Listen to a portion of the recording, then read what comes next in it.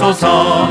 예수의 사랑 예수의 사랑 바람 물결같이 내게 임하니 영광의 물결에 온전히 쌓여서 내 영혼의 기쁨 한량없도다. 주 내게 약속한 금지 내려주시려 은혜의 저구를 건너편에 떠올라 그 귀한 징조가 내게 밝히 보이니 나 힘을 다하여 주께 간구합니다.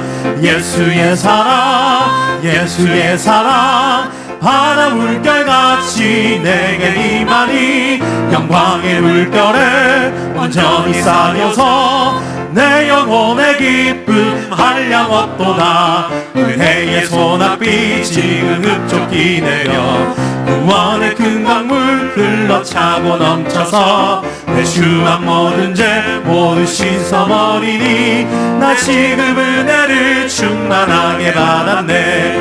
예수의 사랑 예수의 사랑 바람 물결같이 내게 임하니 영광의 물결에 온전히 쌓여서 내 영혼의 기쁨 한량없도다. 그 차고 넘치는 주의 은혜의 물결 힘차게 밀려와 내게 만족합니다. 오 할렐루야로 주를 찬송하오니 내 마음의 기쁨이 항상 충만함이라.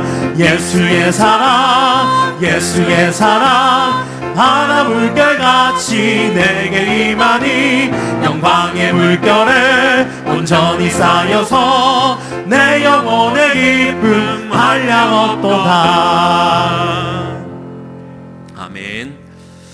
예, 오늘 나눌 하나님의 말씀은 로마서 14장 13절로 23절까지의 말씀입니다.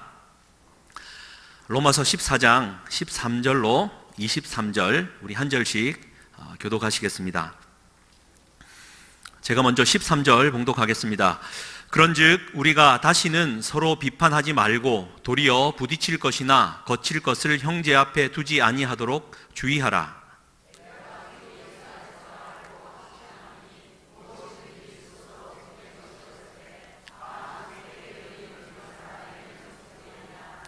만일 음식으로 말미암아 내 형제가 근심하게 되면 이는 내가 사랑으로 행하지 아니함이라. 그리스도께서 대신하여 죽으신 형제를 내 음식으로 망하게 하지 말라.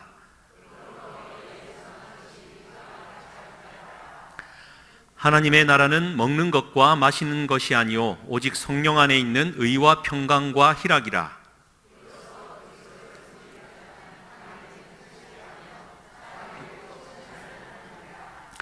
그러므로 우리가 화평의 일과 서로 덕을 세우는 일을 힘쓰나니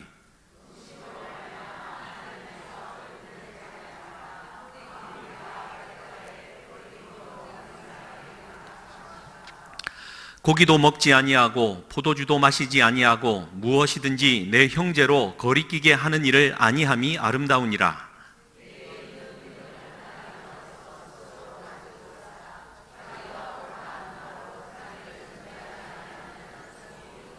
함께 읽겠습니다.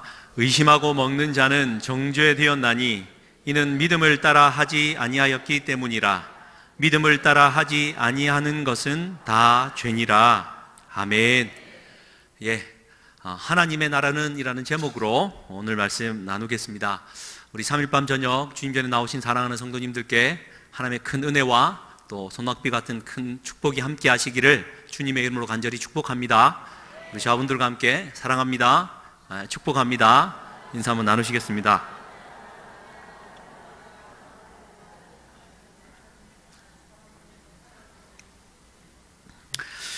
네. 솔로몬 왕과 술람미 여인 사이에서 주고받았던 사랑의 송가, 그 아가서 말씀에 제 마음 안에 지금도 그렇지만 늘 남아있는 아로 새겨진 말씀이 1장 14절 말씀인데요. 내가 사랑하는 자는 엔게디 포도원의 고벨화 송이로구나. 내 사랑하는 자는 엔게디 포도원의 고벨화 송이로구나. 할렐루야.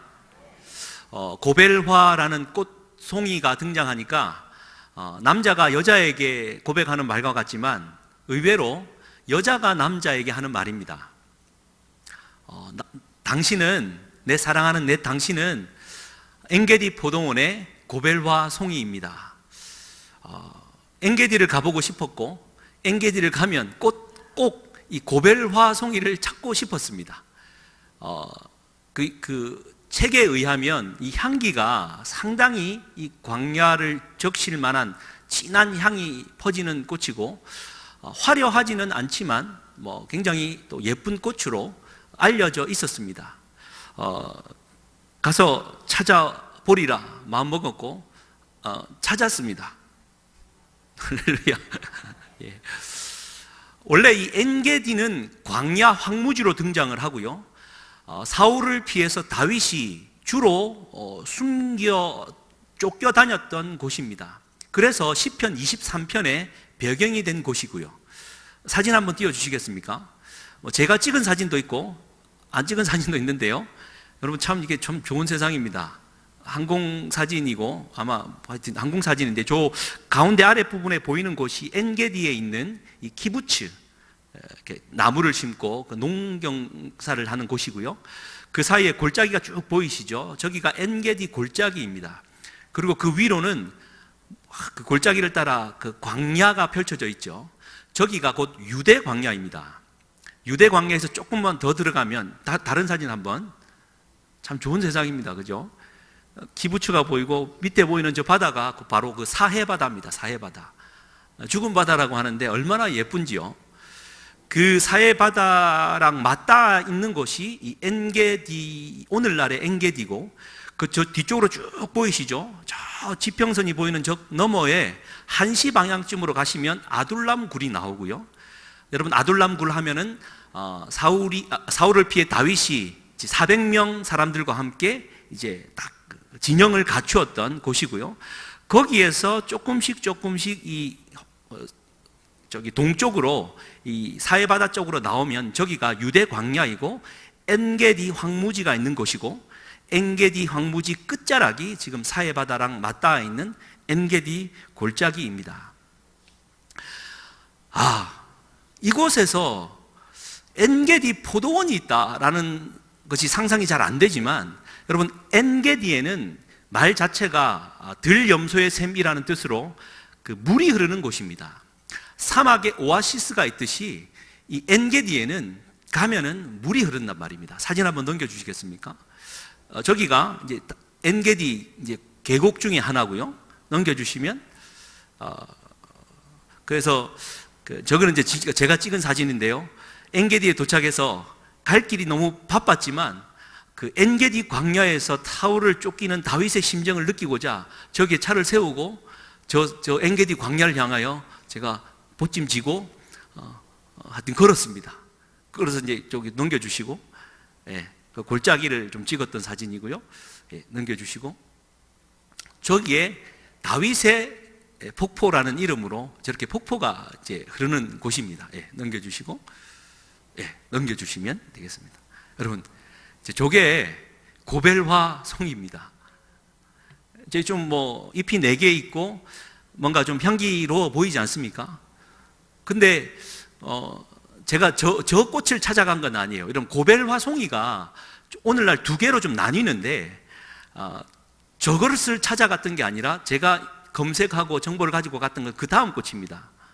예. 좀 예쁘지 않습니까? 제가 엔게디 키부츠에 들어가 가지고 저 꽃을 발견하고는 그 앞에서 얼마나 감동을 했는지요. 내 사랑하는 자는 엔게디 포도원의 고벨화 송이구나. 아이고, 네가 고벨화냐?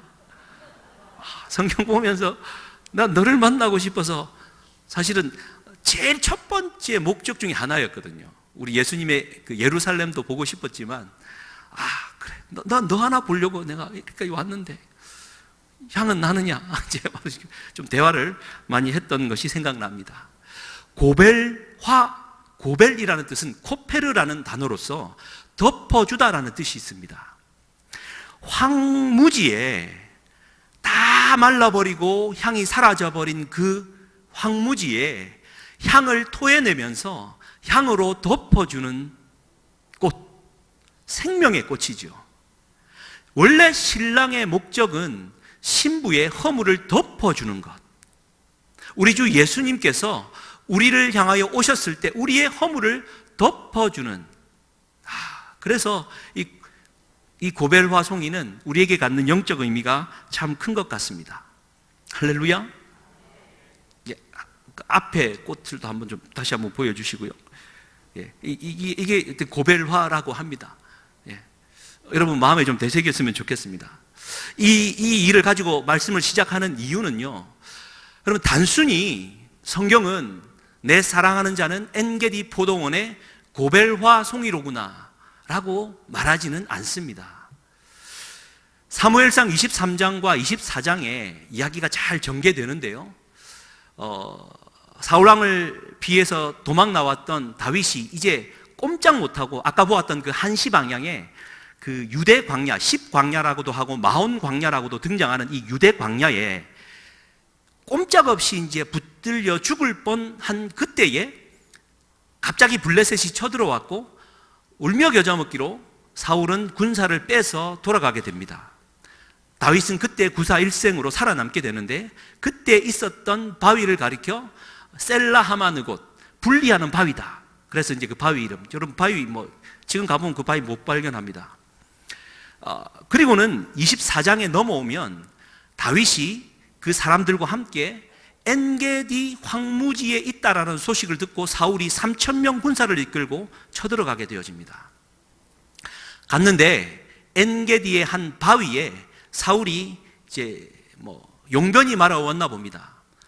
바위에 있는 틈새 굴 사이로 들어갔는데 공교롭게도 다윗과 함께한 무리들이 그 굴 안속 깊숙한 곳에 자리 잡고 있었던 겁니다.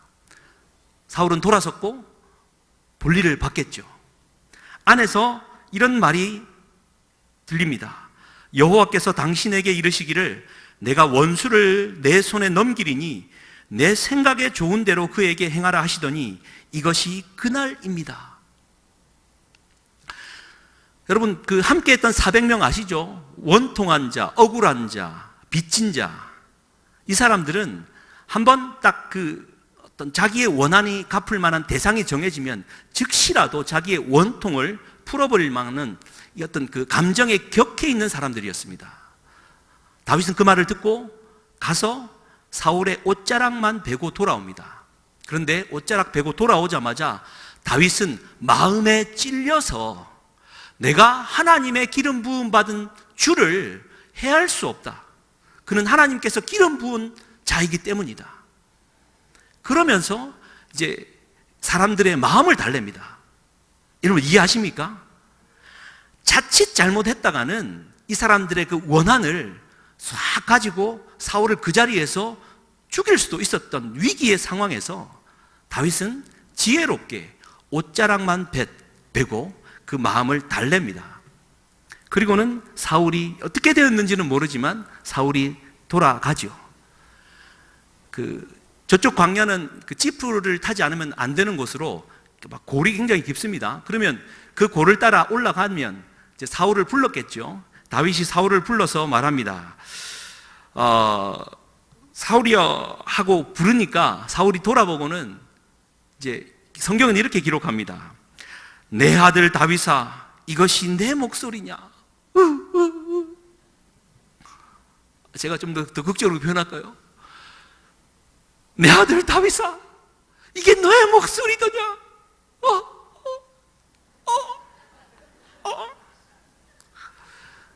울었어요.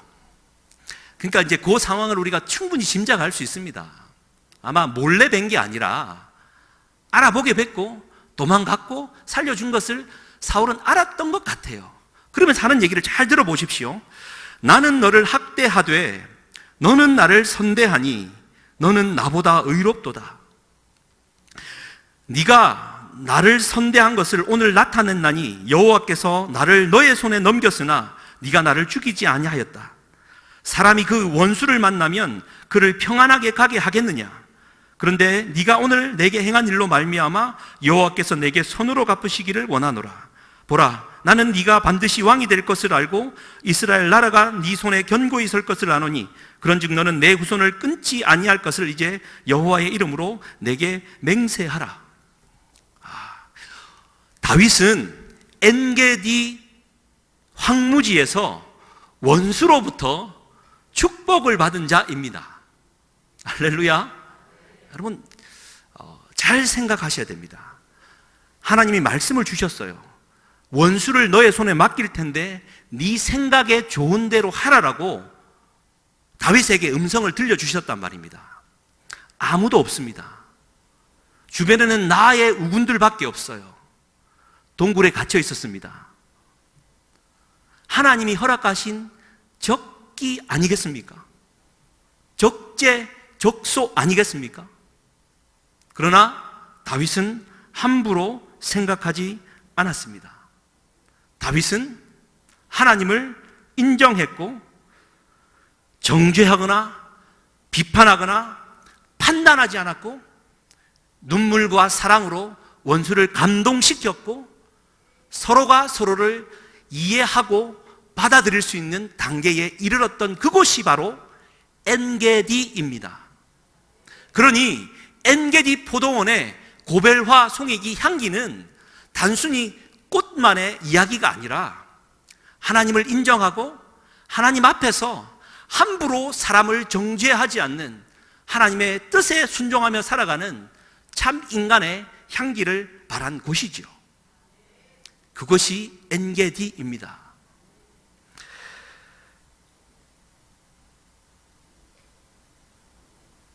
그래서 이것을 그 로마서의 언어로 표현하면 이렇습니다.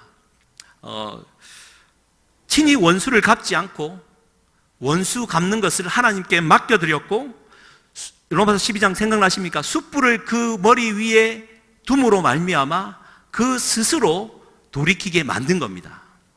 그래서 악을 악으로 갚음으로 말미암아 악에게 진 것이 아니라 악을 선으로 갚음으로 말미암아 선으로 악을 이긴 자가 곧 다윗이었다라는 뜻이죠. 할렐루야. 그 오늘 본문 18절 말씀에 의하면 이렇죠. 이로써 그리스도를 섬기는 자는 하나님을 기쁘시게 하며 사람에게도 칭찬을 받느니라. 하나님을 기쁘시게 할 뿐만 아니라 사람에게도 칭찬을 받는 자. 여러분, 원수에게서도 여러분 칭찬을 받을 만한 어떤 그리스도의 큰 사랑의 분량을 갖고 계십니까? 끊임없이 지금 사도 바울을 통해 우리에게 주시는 말씀은 원수를 갚지 마라, 선으로 악을 이겨라, 숯불을 그 위에 둠으로 그의 양심이 작동하여 스스로 돌이키게 하라, 판단하지 말아라, 하나님의 심판대에 서라, 나의 심판대가 아니다. 여러분, 지금 한 몇 주째 수요예배 참여하시는 분은 제가 똑같은 얘기를 하고 있다는 사실을 알 겁니다. 왜요? 바울이 지금 끊임없이 그 얘기를 해주고 있다라는 것입니다. 그래서 17절 말씀에, 오늘 이제 주제 말씀이기도 한데요, 하나님의 나라는 먹는 것과 마시는 것이 아니요 오직 성령 안에 있는 의와 평강과 희락이니라. 의와 평강과 희락, 이건 좀 이따 말씀드리겠습니다만, 엔게디 동굴 속에서 다윗은 하나님의 나라를 경험한 겁니다. 아니, 하나님의 나라를 살아낸 것입니다.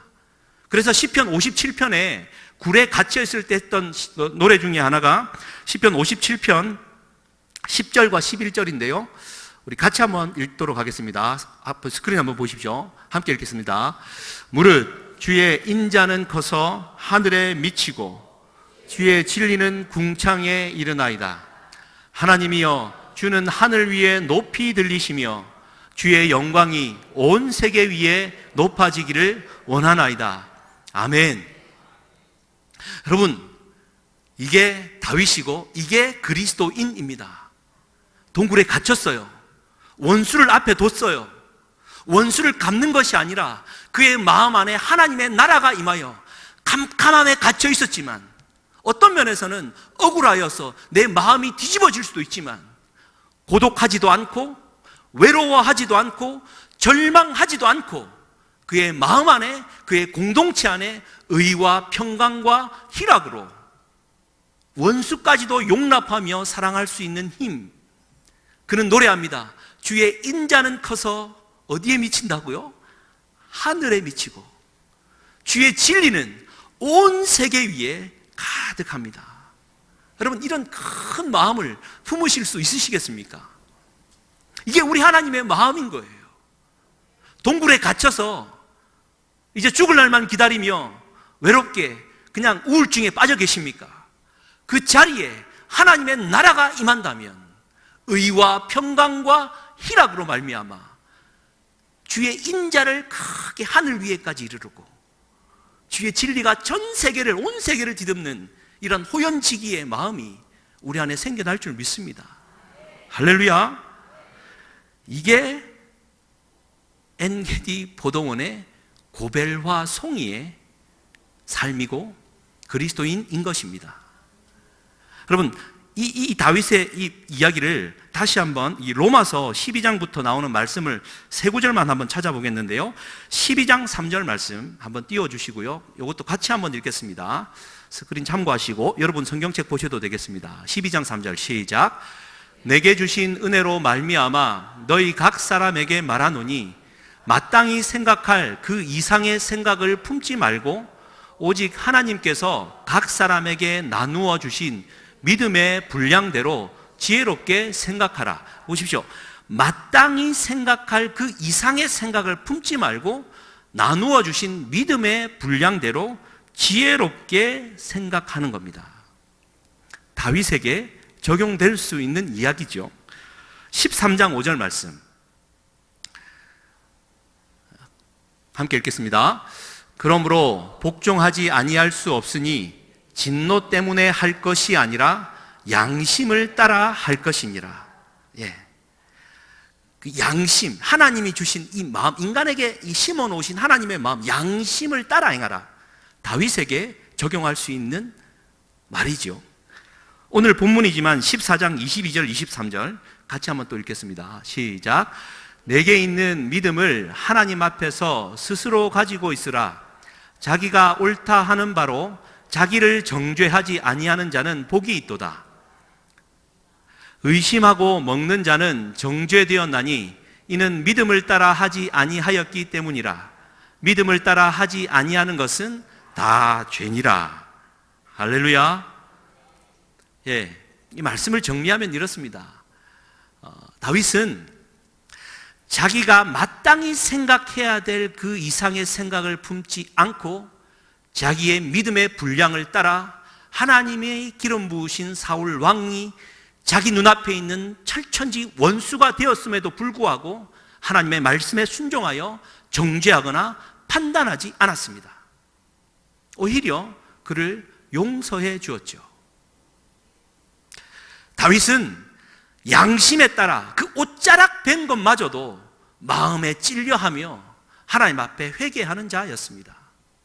다윗은 또한 믿음을 따라 행했고 믿음을 따라 행하지 않는 것은 모두가 죄라는 이 말을 다윗은 알았던 것처럼 그렇게 잘 살아내었던 것이죠. 그야말로 다윗은 내 사랑하는 자는 엔게디 포도원의 고벨화 송이입니다. 사랑하는 성도님들은 여러분의 우리 교회에서 엔게디 포도원의 순복음 포도원의 고벨화 송이입니까? 그만큼 향기를 토해내십니까? 내가 있음으로 말미암아 잿빛 투성인 이 황무지가 포도원처럼 보이는지요? 어딘지는 모르지만 향기가 토하여 나와 나를 덮어주는구나 그런 마음이 생기는지요? 참 그리스도인의 공동체는 엔게디 황무지에서 엔게디 포도원으로 고벨화 송이 때문에 바뀌는 것 아니겠습니까? 오늘 말씀으로 한번 들어와 보십시오. 이러한 맥락에서 오늘 말씀도 한번 살펴볼 수 있을 것 같습니다. 13절 말씀 이렇게 시작을 했지요. 그런즉 우리가 다시는 서로 비판하지 말고 라고 말합니다. 그런즉이라는 말은 앞부분을 봤는데 앞에서는 네 형제를 왜 비판하느냐, 네 형제를 어떻게 정죄하느냐, 우리가 다 하나님의 심판대 앞에 설 것이다. 그래서 하나님께 직고할 것이다. 각자가 하나님 심판대 앞에 서는 것이다. 그러니 남을 함부로 심판하려고 하지 말아라. 그런즉 우리가 다시는 서로 비판하지 말고, 할렐루야, 이 말을 그대로 받을 수 있는 은혜가 있기를 주님의 이름으로 간절히 축복합니다. 그러면서 또 더 나아간 말이 도리어 부딪힐 것이나 거칠 것을 형제 앞에 두지 아니하도록 주의하라. 형제 앞에 걸림돌이 되거나 장애물을 두지 않도록, 여러분, 주의하라라는 말은 좀 권면 같지만 결심해라라는 뜻입니다. 작정을 해라라는 뜻이에요. 네가 이게 장애물이 될지 걸림돌이 될지 한번 생각해보고 판단해보고 네가 될 것 같으면 결심을 하여서 그 일 하지 말아라. 이렇게 강하게 권면을 하고 있는 내용이죠. 그러면 어떻게 하면 이 걸림돌이나 장애물을 두지 않는 겁니까? 라는 말이 14절부터 16절 말씀에 나오는데요. 14절 한번 보십시오. 내가 주 예수 안에서 알고 확신하노니. 우리는 우리 주 예수 안에서 깨달아야 합니다. 우리 주 예수 안에서 무언가를 이해해야 돼요. 우리 주님 예수 안에서 내 마음에 확신을 가져야 되는 겁니다. 내 삶의 경험과 그동안에 해왔던 어떤 삶의 그 지혜, 이것들을 모아서 함부로 판단하고 생각하는 것이 아니라 예수 안에서 내가 깨달아 알고 확정을 해야 되는데, 그 확정한 내용이 무엇이냐면 무엇이든지 스스로 속된 것이 없으되 다만 속되게 여기는 그 사람에게는 속되니라. 할렐루야. 이건 지난주에 짚었던 내용이지요. 속된 것은 하나도 없습니다. 다만 속되게 여기는 그 사람에게 그것이 속된 것이다. 바울의 믿음의 경지입니다. 이러한 믿음의 경지에 또 함께 닿을 수 있기를 주님의 이름으로 간절히 축복합니다. 그런데 바울이 이 말을 하면서 자신의 믿음의 수준과 어떤 생각에 같지 않다라고 사람을 비판하지 않아요. 15절 말씀 보십시오. 만일 음식으로 말미암아 내 형제가 근심하게 되면 이는 네가 사랑으로 행하지 아니함이라. 그리스도께서 대신하여 죽으신 형제를 네 음식으로 망하게 하지 말아라. 충분히 이해가 되시죠? 내가 먹고 마시는 이 음식 문제 때문에 내 형제가 근심하게 되면 이건 죄를 짓는다라는 거예요. 그래서 바울은 뭐라고 말합니까? 이것은 네가 사랑으로 행하지 아니하였기 때문이다. 우리의 신앙생활의 큰 척도는 사랑이어야 합니다. 내가 이 사람에게 무언 이야기를 해주고 또 상담을 하고 대화를 할 때 가장 전제되어야 될 것은 사랑이지요. 당신을 내가 사랑하는 마음으로 이야기를 듣고, 사랑하는 마음으로 조언도 하고, 사랑하는 마음으로 생명을 살리는 마음으로 성도의 교제가 이루어져야 된다라는 것이죠. 그래서 16절 말씀, 그러므로 너희의 선한 것이 비방을 받지 않게 하라. 내가 선한 의도로 말하고 행동하는 것이 오히려 비방거리가 되지 않도록 조심하라라는 것입니다. 음식 문제는 이미 말씀드렸고, 이 말씀을 준비하면서 제 마음 안에 한번 쭉 떠올랐던 한 사건이 있는데요.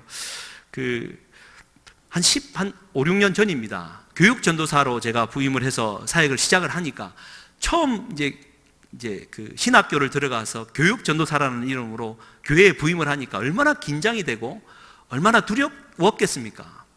그러니까 교육전도사는 보통 주일날 한 번, 토요일날 갔다가 주일날 한 번만 가면 되는데, 저는 이제 못 모르고 막 두렵고 하니까 수요일도 가고 금요일도 가고 토요일도 가고 주일도 가고, 토요일 되면은 축구 교실을 막 열어갖고 아동부를 맡았으니까 막 가서 전도한다고 막 추린 입고 가서 막 열심히 하지. 거기에 감동한 나머지 담임 목사님께서 저를 부르더니 열심히 수고한다고 장학금을 주겠다, 100만 원을 주셨습니다. 할렐루야 안 해도 되겠죠. 이제 제 얘기 좀 들어주십시오. 이것을 주면서 제게 하신 말씀이 뭐였냐면, 원래 우리 성도 중에 하나가 담임 목사님에게 1,000만 원을 기탁하며 주시면서 목사님 선교사역, 목회사역에 마음껏 쓰시라고 자기에게 주셨다. 그러니 성도에 대한, 누군지는 내가 말은 안 하겠지만 그 성도에 대한 감사하는 마음으로 내가 그 담임 목회자로서 너에게 준다. 그때 이제 그 마음을 알았죠. 이제 그러고는 이제 등록금에 쓰고 막 이랬습니다. 그리고는 시간이 쭉 흐르면서 그 돈을 주신 분이 누구인지를 알게 되었어요. 알게 된 이유는 그 돈을 목사님께 맡겨놓고는 목사님의 목회를 컨트롤하기 시작했습니다. 목사님이 목회하는 돈을 쓰면 그거 왜 썼느냐, 어디에 썼느냐, 얼마나 왔느냐, 주위에 소리 나오죠. 그러면서 야, 이게 가능한 일이냐? 근데 이제 그분은 어쨌든 교회도 이름 말 안 하고 어쨌든 무명으로 말씀드립니다. 교회가 한 500명 모이는 교회였는데 일가 친척 사돈지간 다 합치면은 약 100여 명 이상이 있는 거대한 가족 중에 중진이었습니다. 그러니까 그분이 한번 틀어지면 교회가 휘청할 만한 어였는데, 장로 선거가 벌어졌고 원래 순서라면 정서상 2명 뽑는 장로에 넘버 1번, 2번이 보통 되니까 자기가 넘버 2번으로 올라가야 되는데 후보군에 4번으로 올라가는 바람에 교회가 난리가 난 겁니다. 결국에는 교회를 떠나셨습니다. 제가 지금 뭔 말씀을 드리려고 하는지 아시겠습니까? 나는 선한 의도로 목사님을 대하고 성도를 대하는데 어느 순간인가 나도 모른 채 이것이 비방거리가 되고 있음을 우리는 알지 못할 때가 많다라는 겁니다. 여러분 꼭 기억하십시오. 나는 선한 의도로 섬기려 하고 도우려 하고 막 최선을 다하지만 상대방 입장에서는 그것이 폭력에 가까울 수도 있다는 거. 바울이 말하고 있는 부분은 우리가 선한 의도를 가지고 일을 하더라도 이것이 되려 비방거리가 될 수 있음을 경계하라는 뜻입니다. 술 문제는 어떠합니까? 잠언서에 포도주, 독주는 쳐다도 보지 말라라는 말이 있습니다. 여러분 술 문제에 있어서만큼은 율법이 분명히 말했어요. 예? 먹지 말라는 얘기 어디 있냐? 그런 얘기 하지 마시기를 주님의 이름으로 부탁드립니다. 그런데 보십시오. 쳐다도 보지 말라고 말을 했지만 디모데후서를 보면 바울이 디모데에게 이렇게 말하지 않습니까? 네가 네 건강을 위해서 이제 포도주를 좀 쓰라라고 말을 하지요. 이유는 원래 그 유대 저쪽 지방에는 물의 석회질이 너무 많습니다. 그래서 정수하지 않으면은 안 되는데 그 당시에는 정수기도 없지. 일반 물을 먹었다가는 그냥 쉽게 위장병에 걸립니다. 그래서 포도주를 자주 먹었고 그것을 물처럼 마시는 지역입니다. 그런데 디모데는 주님을 만난 이후에 그 포도주를 같이 이제 밥 먹고 먹으니까 이 지금 몸이 정상적으로 되지 않고 정신도 정상이 되지 않으니까 포도주를 끊었던 거예요. 그냥 믿음으로 물을 먹었던 겁니다. 그랬더니 위장이 상했던 것이고, 바울은 그러한 디모데의 믿음을 보고 이제 너의 건강을 위하여 포도주를 좀 써라 라고 말을 한 겁니다. 여러분 그렇다고 포도주를 좀 쓰라 했다고 내가 좀 참이슬을 좀 먹어도 된다 그 얘기가 아니잖아요. 울산의 모습 참 좋은 그 시기 이걸 먹어도 된다라는 말이 아니잖아요. 그러니까 음식의 문제가 아니다, 하나님의 나라는 먹고 마심의 문제가 아니다라는 이야기를 분명히 하고 있고, 술을 먹고 마시면 여러분 끊어야 되겠습니다만, 예를 들어 당신이 중직자인데 제가 어딜 가다가 술집 옆에서 술을 먹고 있는 중직자를 봤어요. 그러면 여러분 어떻게 중직자가 말이지 성경에도 먹지 말라 하고 쳐다도 보지 말라 했는데 먹고 있냐고 들어가고 술판을 엎고 막 정지하고 이래서 되겠냐고 막 때렸다 치십시다. 그렇다고 그렇게 정죄한 사람이 의로워집니까? 그렇다고 그 정죄받은 사람이 그의 불의가 사라집니까? 여러분, 누군가를 좀 뜯어 고쳤으면 쉽습니까? 우리 교회 뭐 어떻게 한번 좀 바르게 한번 어떻게 그 시기 해봤으면 좋겠습니까? 우리 가정을 좀 어떻게 뜯어 고쳤으면 좋겠습니까? 하나님의 나라는 먹고 마심에 있는 것이 아니라 의와 평강과 희락이다. 이 말은 그러한 마음이 들 때 먼저 던져야 될 질문은, 과연 그러하면 네 마음 안에 지금 의와 평강과 희락이 있는가? 우리 안에 의와 평강과 희락으로 말미암아 하나님의 나라가 임하여 있는가? 이것을 먼저 질문하라는 뜻이겠죠. 그런 이후에 이런 모든 일들은 이루어져야 되겠습니다. 제일 중요한 것은 판단하거나 비판하지 말아야 된다는 것을 우리에게 말씀해 주고 있죠. 여러분 보십시오.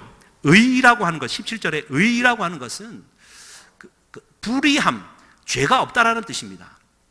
그러니까 죄에 대해서는 철저히 싸워야 되죠.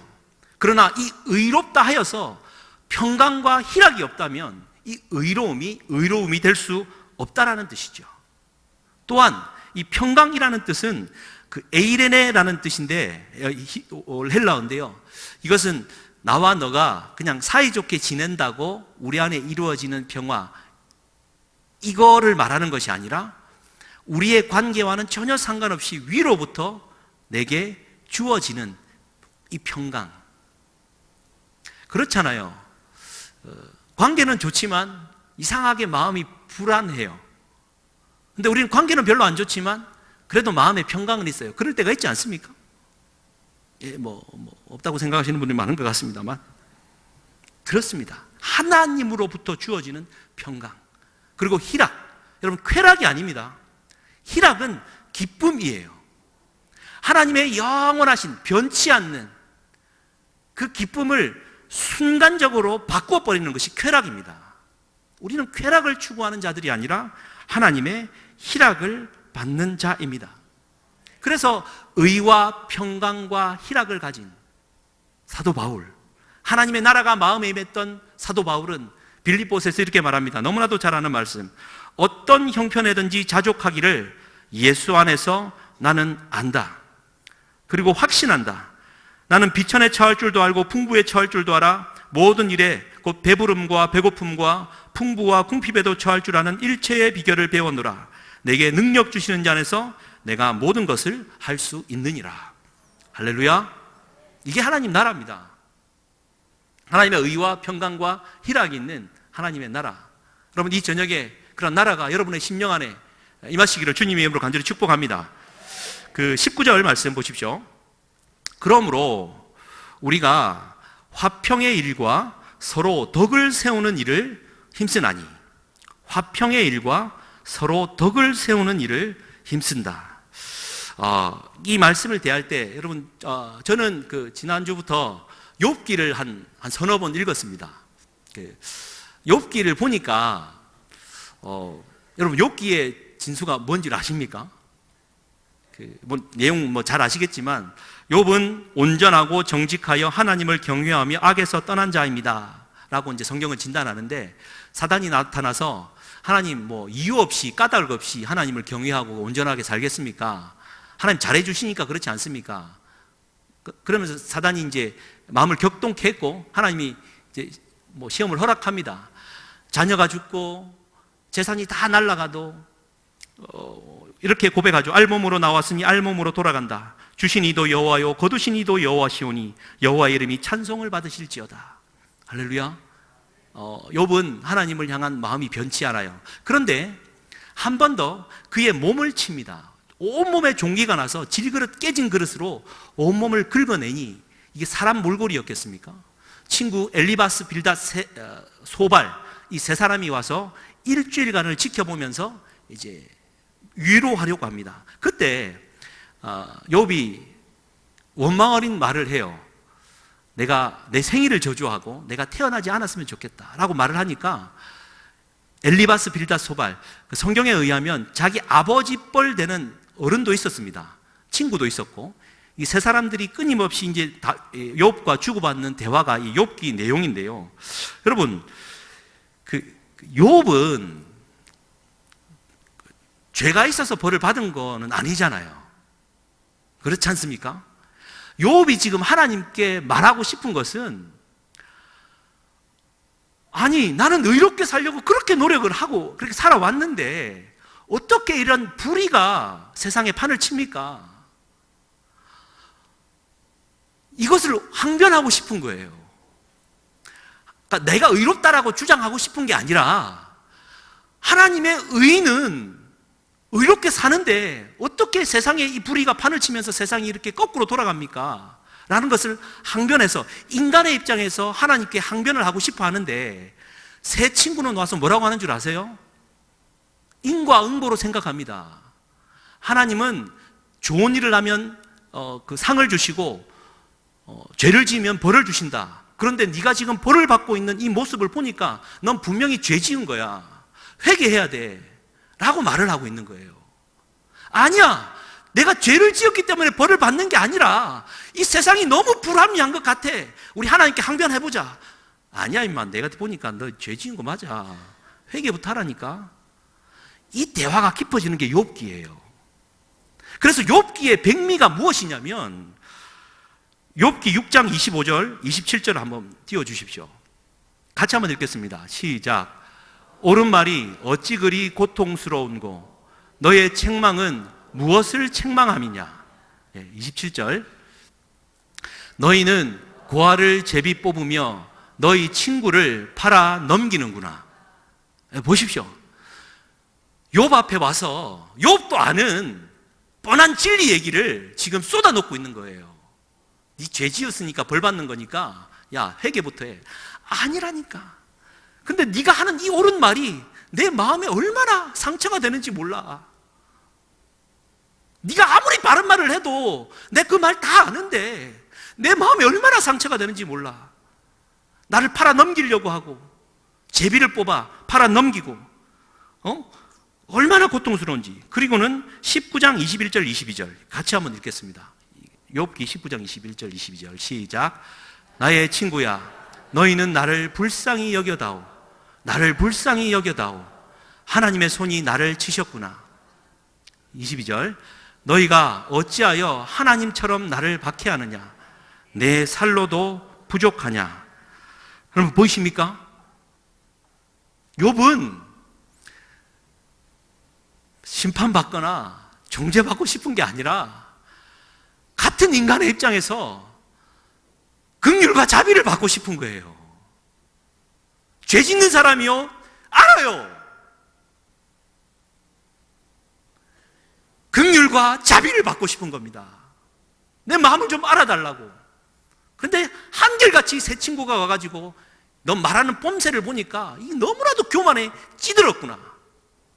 정죄하고 판단하고 하나님의 심판대, 자기의 심판대 옆에 욥을 올려놓고 끊임없이 하나님처럼 심판하고 있는 사람에게 욥은 부탁합니다. 나를 좀 불쌍히 여겨다오. 나를 좀 불쌍히 여겨다오. 그러니 이 싸움 끝에 하나님이 딱 나타나셔서 내가 너를 창조했다. 끝. 하나님이 나타남으로 말미암아. 이게 무슨 말입니까? 하나님의 심판대 앞에 욥이 섰다라는 뜻이고요. 하나님으로부터 모든 이야기를 듣고 각자가 짓고 하는 겁니다. 어떤 면에서는 우리는 교회를 살아가면서 그냥 욥기를 읽으면서도 엘리바스와 빌닷과 소발과 같은 친구를 보면서 이 영양가 없는 이야기를 쏟아놓고 있다라고 생각하지만, 어떤 면에서는 우리가 엘리바스와 빌닷과 소발임을 잊지 말아야 합니다. 불쌍히 여길 수 있는 사랑의 마음으로 가는 것이 공동체입니다. 이제 말씀을 마무리하겠습니다. 그 선한 사마리아인의 비유에 이렇게 등장하죠. 그 유대인이 이제 강도를 만나 쓰러졌습니다. 여러분, 예루살렘은 해발 800m, 여리고는 해발 마이너스 200m입니다. 한 1000m가 차이 나는, 그래서 내려가는 게 맞아요. 내려가는 길에 보면은 마을이 이렇게 구성되어 있지만 상당히 아까 보았던 그 엔게디 유대 광야와 같은 그 지류에 있기 때문에 산세가 험해요. 강도가 많이 출현했고, 어쨌든 그런 비유를 예수님이 말씀하셨습니다. 쓰러져 있으니까 세 사람이 지나가죠. 첫 번째가 레위인, 아니 제사장, 두 번째가 레위인. 여러분, 제사장과 레위인이 예루살렘에서 여리고로 내려간다, 무슨 뜻이겠습니까? 예루살렘에 예배하고 제단의 삶을 바치고 예배 마치고 집으로 돌아가고 있다는 뜻이겠죠. 여러분, 오늘 예배를 마치고 집으로 돌아간다는 뜻입니다. 근데 집으로 돌아갈 때 마치 죽은 듯 피 흘리는 사람을 만났어요. 동족입니다. 여러분, 예배 때 뭔 말씀을 들었겠습니까? 시체를 만지면 부정하다, 피를 만지면 부정하다. 여러분, 제사장과 레위인이 왜 그냥 지나쳤습니까? 사랑이 없어서요? 아니요, 율법에 충실하려고 지나갔습니다. 그러나 오히려 학대받던 사마리아인은 그를 향하여 이제 만져주고 돈을 지불하고 다 사랑을 베풉니다. 그래서 예수님이 말하죠. 누가 이 사람의 이웃이냐? 그랬더니 뭐라 답합니까? 자비를 베푼 자입니다. 여러분, 이 비유의 첫 출발을 아시죠? 한 율법사가 와서 질문합니다. 어떻게 하여야 영생을 얻겠습니까? 결론은 자비를 베푸는 것인데 가서 너도 이와 같이 하라. 단순히 긍휼히 여기고 자비를 베푸는 행위는 그냥 그리스도인이 해야 될 구제 중에 하나가 아니라 하나님의 영생의 관점에서 이어져 있음을 잊지 말아야 됩니다. 하나님의 나라는 먹고 마심에 있는 것이 아니라 의와 평강과 희락이다. 먹고 마심은 율법을 지키느냐 안 지키느냐 이런 문제가 아니라 의와 평강과 희락이다. 이것을 다시 오늘의 언어로 바꾸면 긍휼과 자비를 베푸는 것이다. 하나님의 나라가 우리 사랑하는 성도님들에게 임하여서 화평의 일과 서로 덕을 세우는 일에 함께 힘써 나가는 우리 모두가 될 수 있기를 주님의 이름으로 간절히 축복합니다. 우리 시간 함께 기도하시겠습니다. 기도하실 때 하나님, 오늘도 내가 정죄하거나 또 판단했던 것이 있다면 용서하시고 긍휼과 자비를 베풀 만한 마음을 더하여 주시옵소서. 나를 향하여 공격해오는, 혹 나를 향하여 핍박해오는 내 원수는 어떤 면에서는 나를 좀 불쌍히 여겨달라고 말하고 있는 자인지도 모르겠습니다. 하나님 아버지의 마음으로 하나님의 나라, 의와 평강과 희락이 내 마음 안에, 우리 공동체 안에, 우리 교회와 가정 안에 임할 수 있도록 주여 한번 부르짖고 함께 기도하시겠습니다. 주여, 하나님 아버지여 감사합니다. 하나님, 우리는 하나님의 말씀을 쫓아 살아가는 믿음으로 행하는 믿음의 사람들입니다. 그리스도인들입니다. 아버지 하나님, 은혜와 사랑과 평강을 더하여 주시옵소서. 의와 희락과 하나님, 우리의 평강과 희락을 하늘 맞추는 하나님의 나라를 살아내야 될 하나님의 사람들임을 믿음으로 고백합니다. 아버지 하나님 오셔서 우리에게 영원한 나라, 하나님의 나라를 맛보게 하여 주시옵소서. 엔게디 포데몬의 고벨과 송이처럼 향기를 토하는 아름다운 그리스도인들이 되게 하여 주시옵소서.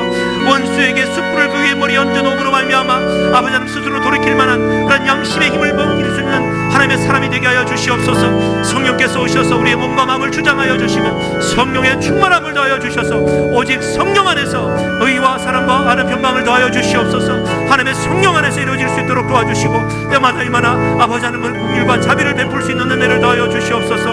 하나님의 사람답게 하나님의 사랑의 일을 감게 하여 주시고 공동체 일을 잘 감당케 하여 주시옵소서. 아버지 하나님, 새롭게 시작되어질 2020년도 하나님 은혜 가운데 사랑하고 섬기고 덮어줄 수 있는 고벨과 호송이가 될 수 있도록 주님이여 축복하여 주시고 은혜 위에 은혜를 부어 주시옵소서.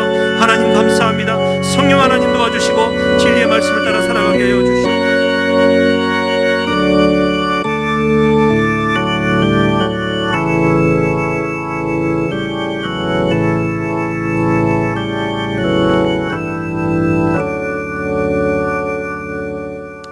자비하신 아버지 감사합니다. 이 비 내리는 수요일 저녁에도 사랑하는 성도들을 주의 전에 모여서 하나님 앞에 예배드리며 말씀을 듣게 하시니 감사합니다.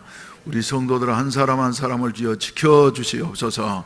주여 중국 폐렴이 주여 침투하지 못하도록 주님께서 불담으로 지켜주시옵시고 부산에 침투하지 못하게 하시옵시고 하루속히 이 폐렴의 여러 가지 공포가 주여 사라지게 하여 주시어서 정상적인 생활을 할 수 있도록 도와주시옵소서. 몸이 연약해서 예배에 참석하지 못한 분도 계십니다. 또 감기로 말미암아 다른 사람들에게 마음의 부담을 드릴까 봐서 예배에 참석하지 못하고 기도하는 성도도 있사오니 주님께서 찾아가시옵시고 하루속히 완쾌되게 하시고 함께 예배드릴 수 있는 이와 같은 은혜를 베풀어 주시옵소서.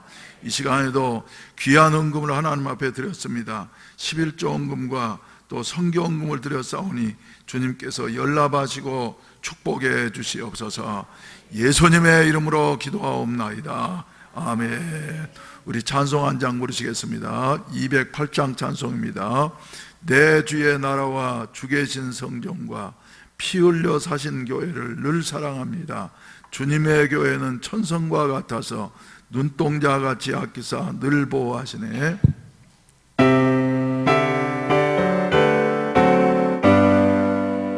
내 주의 나라와 주 계신 성전과 피 흘려 사신 교회를 늘 사랑합니다. 1절 다시 한번. 내 주의 나라와 주 계신 성전과 피 흘려 사신 교회를 늘 사랑합니다. 내 주의 교회는 천성과 같아서 눈동자같이 아끼사 늘 보호하시네. 이 교회 위하여 눈물과 기도로 내 생명 나가기까지 늘 봉사합니다. 성도의 교제와 교회의 위로와 구주와 맺은 언약을 늘 기뻐합니다. 하늘의 영광과 베푸시는 은혜가 진리와 함께 영원히 시온에 넘치네.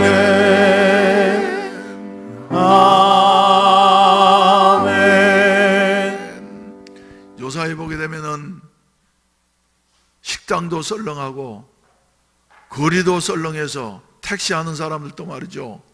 손님이 별로 없다는 겁니다. 근데 서울 교인들은 교회도 안 나오는 사람들이 있대요. 그래서 지난주에 말씀드린 대로 우리는 이렇게 여러 가지 위협을 느낄수록 더욱더 주님 의지하면서 우리가 피해야 할 곳은 지존자의 은밀한 곳밖에 없다고 하는 사실을 기억하시고 십자가 아래로 더 가까이 나와서 하나님 앞에 부르짖어 기도하면은 우리 하나님께서 응답해 주실 줄로 믿습니다. 그래서 주여 중국 폐렴이 침투하지 못하도록 주께서 지켜주시고 우리의 가정을 지켜주시고 교회를 지켜주시고 그리고 우리 대한민국을 빨리 이 위협 가운데에서 벗어날 수 있도록 주님이 역사해 주시옵소서. 그리고 무엇보다도 성령으로 충만케 하여 주시어서 성령의 불덩거리가 우리 속에 함께 하심으로 말미암아 어떠한 병균도 침투하지 못하도록 하나님께서 지켜주시옵소서.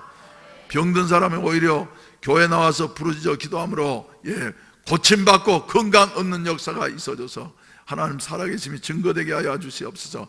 우리 간절히 기도하면은 우리 하나님께서 응답하실 줄로 믿습니다. 주여 삼창하시고 난 다음에 자신을 위해서 가정을 위해서, 교회를 위해서, 나라와 민족을 위해서 간절히 기도하시고, 무엇보다도 성령의 원색적인 역사가 일어나게 하셔서 하나님이 기뻐하시는 이와 같은 아름다운 성도와 교회가 되게 하여 주시옵소서. 주여 삼창하시고 기도하시다가 자유롭게 하시겠습니다. 주여, 주여, 주여. 자비하신 우리 아버지 하나님의 그 주여, 주여, 아버지 하나님이여 역사에 주시고 주여 인도하여 주시옵소서.